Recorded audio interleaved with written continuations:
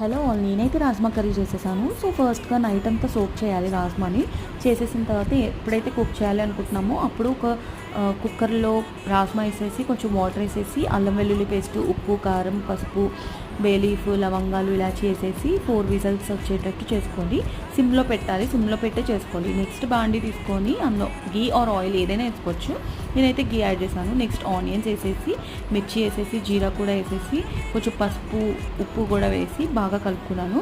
అల్లం వెల్లుల్లి పేస్ట్ వేసుకొని పచ్చివాసన పోయేదాకా ఉంచుకొని నెక్స్ట్ అయితే టొమాటో ప్యూరీ ఏదైతే ఉందో అది యాడ్ చేశాను. అది వేసి పచ్చివాసన పోయిన తర్వాత రాజ్మా ఏదైతే ఉందో అది కూడా యాడ్ చేసేసాను.